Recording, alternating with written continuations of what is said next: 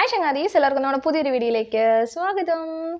അപ്പോൾ ഇപ്പം യൂട്യൂബിൽ ട്രെൻഡിങ് നമ്പർ 1 ആയി ഓടിക്കൊണ്ടിരിക്കുന്ന ഒരു വീഡിയോ ആയിരിക്കണം, അല്ലെങ്കിൽ ഒരു കണ്ടന്റ് ആയിരിക്കണം നമ്മുടെ O/OC എന്ന് പറയുന്ന ഒരു സ്ഥാപനത്തിൽ ഉണ്ടായിരിക്കുന്ന ഒരു സ്കാം. അതായത് നമ്മുടെ കൃഷ്ണകുമാറിൻ്റെ മകളായ ദിയാകൃഷ്ണൻ്റെ സ്ഥാപനത്തിൽ ഉണ്ടായിരിക്കുന്ന ഒരു 69 lakh rupees ഒരു സ്കാം, ഒരു തട്ടിപ്പ്.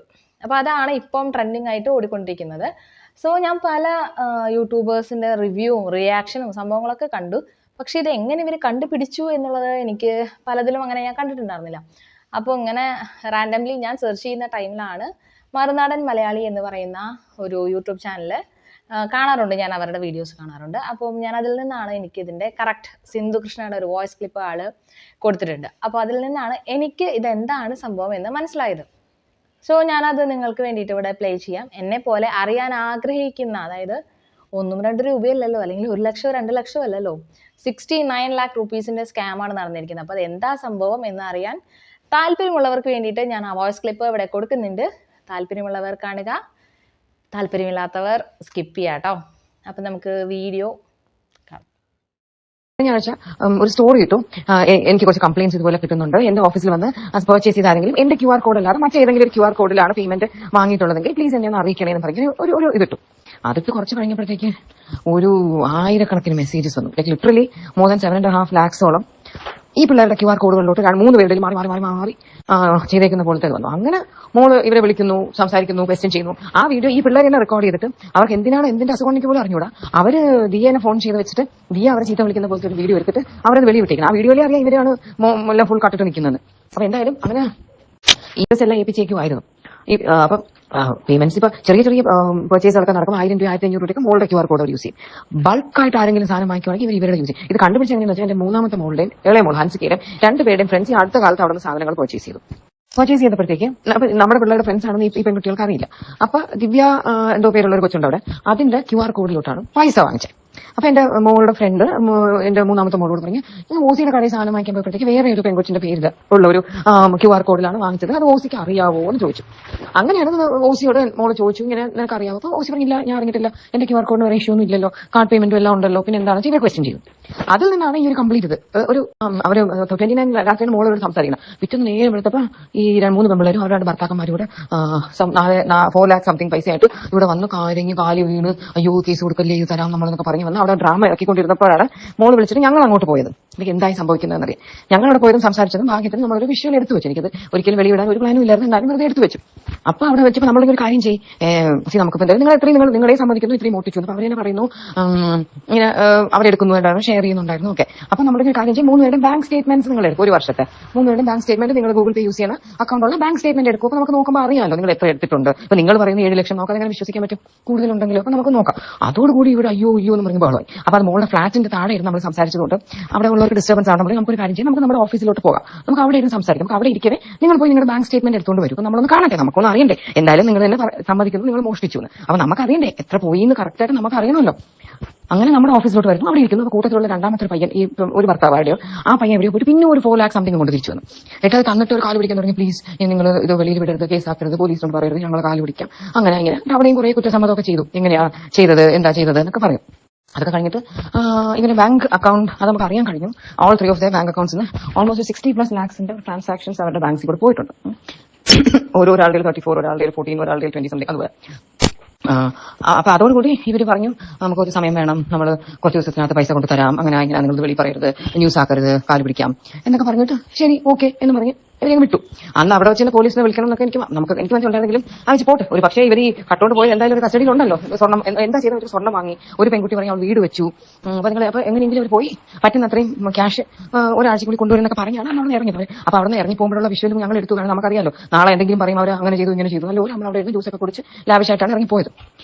ഓക്കെ, അപ്പൊ ഈ വീഡിയോയ്ക്കകത്ത് സിന്ധു കൃഷ്ണ മാം ആ പറയുന്ന അനുസരിച്ചിട്ട് ഇവരിത് ആദ്യം കണ്ടുപിടിച്ചതെന്ന് പറഞ്ഞിട്ടുണ്ടെങ്കിൽ ഇവരുടെ 2 പെൺമക്കളുടെ ഫ്രണ്ട്സ് അവിടെ ചെന്നപ്പോൾ QR കോഡ് സ്കാൻ ചെയ്യുന്നത് അവരുടെ കൊടുത്തു. അപ്പോഴാണ് ഈ സംഭവം അവർ അറിയുന്നത്. ആൻഡ് ദെൻ അവരത് അറിഞ്ഞു. അവരത് ക്വസ്റ്റ്യൻ ചെയ്യാൻ വേണ്ടിയിട്ട് ഇവരെ വിളിച്ച ഒരു വീഡിയോ സിന്ധു കൃഷ്ണ ആളുടെ യൂട്യൂബ് ചാനലിൽ അപ്ലോഡ് ചെയ്തിട്ടുണ്ടായിരുന്നു. അപ്പോൾ അതിനകത്ത് ഓൾറെഡി അവർ കുറ്റസമ്മതം നടത്തിയതാണ്. ഞങ്ങളിങ്ങനെ ഇത്ര രൂപ എടുത്തിട്ടുണ്ട് എന്നുള്ളത് ഓൾറെഡി കുറ്റസമ്മതം നടത്തി കഴിഞ്ഞു. അഹാന കൃഷ്ണ ഒക്കെ ചോദ്യം ചെയ്യുന്ന പോലത്തെ ഒരു വീഡിയോ.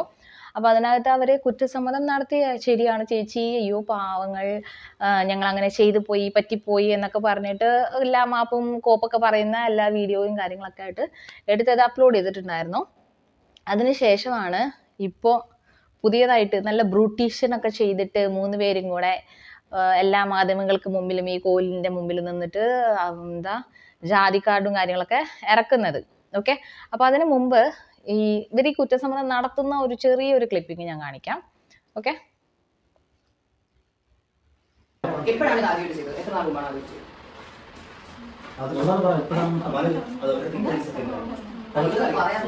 എനിക്കറിയില്ല, പക്ഷെ ഈ കുട്ടി പറഞ്ഞു ഓഗസ്റ്റിലാണെന്ന് പറഞ്ഞു. ഓഗസ്റ്റിലാണ് ആദ്യമായിട്ട് ചെയ്തത്. അപ്പൊ അത് കറക്റ്റ് ആയിട്ട് വർക്ക്ഔട്ട് ആയി നിങ്ങൾ വിചാരിച്ചാണ് എന്തായാലും ഇത്ര ഇൻകം വരുമല്ലേ കൂടി എടുക്കാന്ന് വിചാരിച്ചു അല്ലെ? അപ്പൊ നിങ്ങൾ എന്ത് വിചാരിച്ചു? നിങ്ങളുടെ ഒരു കുറ്റബോധം തോന്നി, കുറ്റബോധം തോന്നി എന്നിട്ടാണ് ചെയ്തുകൊണ്ടിരുന്നത്. ഇതൊക്കെ അവസാനമായിട്ട് നിങ്ങൾ ചെയ്താൽ അറിയട്ടെ. പണ്ടേ നിങ്ങൾ മോഷണം ചെയ്യാം. അയ്യോ അധികം പാവം കളിക്കില്ലേ? നിങ്ങളുടെ മോഷണത്തിൽ പിടിച്ചിട്ടിരിക്കുക, ആ പാവം വിടുക. തെറ്റി പാളി ഒരു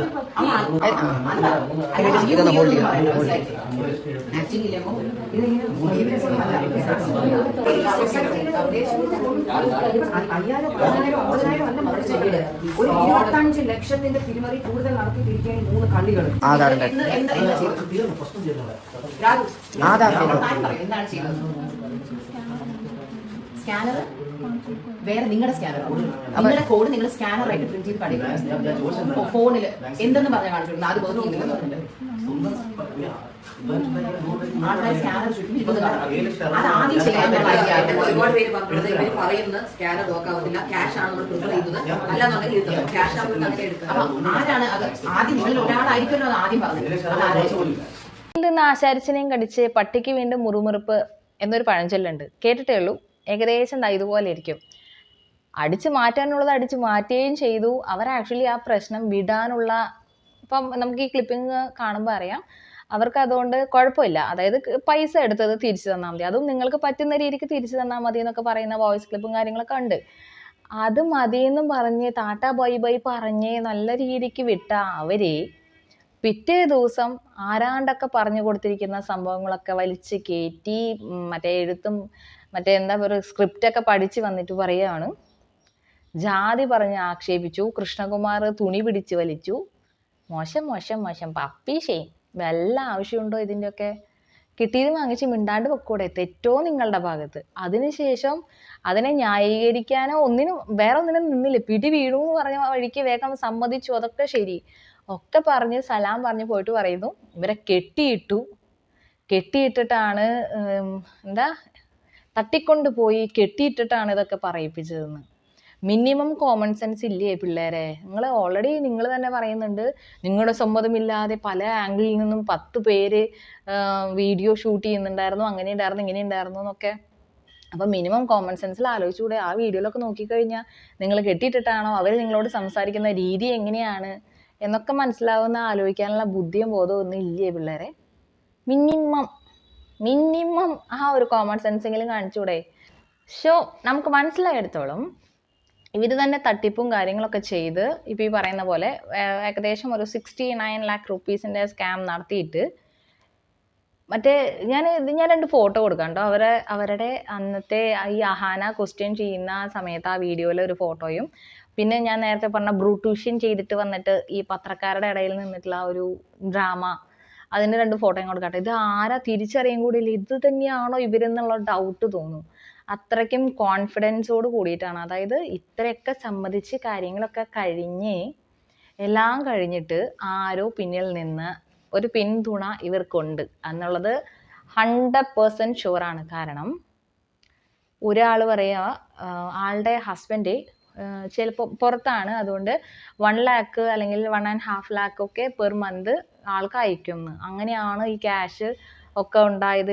ചിലർ വീട് വെച്ചു, ചിലർ സ്വർണം വാങ്ങിച്ചു എന്നൊക്കെ പറയുന്നുണ്ടായിരുന്നു സിന്ധു കൃഷ്ണൻ്റെ വോയിസ് ക്ലിപ്പിനകത്ത്. അപ്പം അങ്ങനെയൊക്കെ ഉണ്ട്. അപ്പോൾ അതിനുള്ള ഇൻകം ഉണ്ടെന്നാണ് പറയുന്നത്. സത്യം പറയാലോ, എൻ്റെ കെട്ടിയോന് എനിക്ക് ഇപ്പോൾ ഗൾഫിൽ നിന്നാണെങ്കിലും 1 ലക്ഷം രൂപയോ 2 ലക്ഷം രൂപയോ എനിക്ക് അയക്കുന്നുണ്ടെങ്കിൽ ഞാൻ വേറെ ഒരാളുടെ കീഴിൽ ജോലി ചെയ്യാനായിട്ട് പോവില്ല. എന്താണ് അതിൻ്റെ ആവശ്യം? നമ്മൾ കേരളത്തിൽ ജീവിക്കുന്ന ഒരാൾക്ക് എന്താ ഇത്രമാത്രം ചിലവ് വരുന്നത്? 2 ലക്ഷം രൂപ അവിടെ നിന്ന് അയച്ചാൽ പോരെ? സിമ്പിൾ പോയിന്റ് ആണ്, സിമ്പിൾ പോയിന്റ്. പിന്നെ എല്ലാവരും പറയുന്നുണ്ട് ബാങ്ക് സ്റ്റേറ്റ്മെന്റ് എടുത്തു കഴിഞ്ഞാൽ അറിയാം. ഇവര് ആരോ പറയുന്നത് കേട്ടിട്ട് കുറച്ച് ദിവസത്തെ ഓളത്തിന് വേണ്ടിയിട്ടാണ്. അത് കഴിഞ്ഞ് കഴിഞ്ഞാൽ മറ്റേ കടിച്ചതും പോയി പിടിച്ചതും പോയി എന്ന് പറഞ്ഞ അവസ്ഥയിൽ വിറ്റങ്ങൾ ഇരിക്കണം. ഒരു ജോലി കിട്ടുമോ? എപ്പോഴെങ്കിലും ഇനി ഒരു ജോലി കിട്ടുമോ? ആരെങ്കിലും ഇവരെ ആക്സെപ്റ്റ് ചെയ്യുമോ? ആരെങ്കിലും വിശ്വസിക്കുന്നുണ്ടോ? ഒരാളെങ്കിലും വെറുതെ മീഡിയക്കാരെ കുറച്ച് ദിവസത്തെ ഒരു കണ്ടന്റിന് വേണ്ടിയിട്ട് ഇവരുടെ പിന്നാലെ മറ്റേ കോലും തൂക്കി നടക്കുന്നു എന്നല്ലാണ്ട് ഒരു കാര്യം ഉണ്ടാകുന്നില്ല. 3 പേരുടെയും ലൈഫ് വഴി മുട്ടി, ഉറപ്പാണ് ആ കാര്യം. പിന്നെ ഈ പറയുന്ന മാതിരി ജാതി, ആ മരം അങ്ങ് തളിർത്തില്ല, കലങ്ങിയില്ല. അപ്പം അതിൽ തന്നെ അവർ പൊട്ടി. വെറുതെ എന്തിനാണ് 8 ലക്ഷം രൂപയോളം അവർ കൊണ്ടു കൊടുത്തു എന്ന് പറഞ്ഞു. അവരത് സ്കാം ചെയ്തിട്ടില്ലെങ്കിൽ പിന്നെ എന്തിനാണ് അത്ര രൂപ കൊണ്ടു കൊടുക്കേണ്ട ആവശ്യം?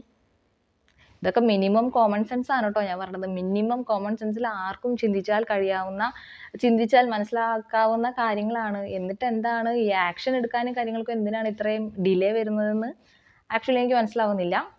സിമ്പിൾ ടോപ്പിക്കാണ്. അതായത് ട്രാൻസാക്ഷൻസ് ഇവർ QR കോഡ് വെച്ചിട്ടാണ് ഈ സ്കാമും പരിപാടികളൊക്കെ ചെയ്യുന്നതെന്ന് പറയുന്നു. പിന്നെ ക്യാഷായിട്ട് വരുന്നതിനകത്ത് കണക്കുണ്ടാവില്ല.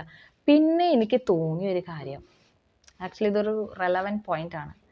ഈ ദിയാകൃഷ്ണയുടെ വീട്ടിൽ എത്ര പേരുണ്ട്? കഴിഞ്ഞ ഓഗസ്റ്റ് തൊട്ടിട്ട് ഇവർ ഈ സ്കാം പരിപാടി നടത്തുന്നുണ്ട്. അപ്പോൾ എത്രമാത്രം? August, September, October, November, December, ജനുവരി, ഫെബ്രുവരി, മാർച്ച്, ഏപ്രിൽ, മെയ്, ഓൾമോസ്റ്റ് ഒരു 9 months ആയിട്ടുണ്ട് ഈ പരിപാടി നടത്താൻ തുടങ്ങിയിട്ട്. ആ വീട്ടിൽ എത്ര പേരുണ്ട്? ഒരാൾക്കെങ്കിലും ഒന്ന് പോയി എന്താ സംഭവം? ഇപ്പോൾ ദിയയ്ക്ക് ഹോസ്പിറ്റലൈസ്ഡ് ആയിരുന്നു, പ്രഗ്നൻസി ടൈമാണ്, കാര്യങ്ങളൊക്കെ എല്ലാവർക്കും അറിയുന്നതല്ലേ. ഇവർക്ക് ഇത്രയും പേര് വാച കടിക്കാനായിട്ട് നിൽക്കാനായിട്ട്, ഇപ്പോൾ ക്യാമറ തൂക്കി പിടിച്ച് നിൽക്കാനായിട്ട് 10ഓളം പേരുണ്ടാകുന്നു പറഞ്ഞു. ഒരാൾക്ക് പോയിട്ട് ഒരാൾ ബിസിനസ് നടത്തുന്നതല്ലേ, ഒന്ന് പോയി എന്താ സംഭവം എന്നൊന്ന് അറിഞ്ഞു വരാൻ. ഡെയിലി ഒരു 1 hour ഇരുന്ന് കഴിഞ്ഞാൽ നടക്കാവുന്ന കാര്യമല്ലേ ഉള്ളൂ. അത് ആർക്കും ഇല്ല ആ വീട്ടിൽ. ഉണ്ടായിരുന്നെങ്കിൽ ഇങ്ങനെ ഒരു പ്രശ്നം വരില്ലായിരുന്നു. അതും ഇത്രയും ലക്ഷം രൂപയുടെ തട്ടിപ്പ് വരില്ലായിരുന്നു എന്നുള്ളതാണ് എൻ്റെ ഒരു പേഴ്സണൽ ഒപ്പീനിയൻ. സോ ബിസിനസ് നടത്തുന്നവരാണ് നിങ്ങളെങ്കിൽ ആരെയും, ബിസിനസ് എന്നല്ല എന്താണെങ്കിലും ആരെയും കണ്ണടച്ച് വിശ്വസിക്കരുത്. എന്ത് പരിപാടിയാണെങ്കിലും അതിനകത്ത് നമ്മുടെ ഒരു കണ്ണ് വേണം. നമുക്ക് ഡയറക്റ്റ് പറ്റിയില്ല എന്നുണ്ടെങ്കിൽ ആരെങ്കിലും ഒരാളെ അതിന് വേണ്ടി നിർത്തിയിട്ട് ആ ആളോടെങ്കിലും നമ്മളൊരു കണക്ഷൻ വെക്കണം, ഒരു കോണ്ടാക്ട് വെക്കണം. അല്ലാണ്ട് ജോലിക്കാരെ അത് ഏൽപ്പിച്ചത് കൊണ്ട് നമ്മുടെ ഭാഗം സേഫായി അവരെല്ലാം നോക്കിക്കോളും എന്ന് പറഞ്ഞിട്ട് കാര്യമില്ല. ഓക്കെ, അപ്പോൾ എല്ലാവരും ശ്രദ്ധിക്കുക. തട്ടിപ്പും വെട്ടിപ്പും ഒക്കെ എല്ലായിടത്തും ഉള്ളതാണ്, ശ്രദ്ധിക്കുക. ഓക്കെ, അപ്പോൾ നമുക്ക് വേറെ വീഡിയോ ആയിട്ട് കാണാം. അതുവരേക്കും ടാറ്റാ ബൈ.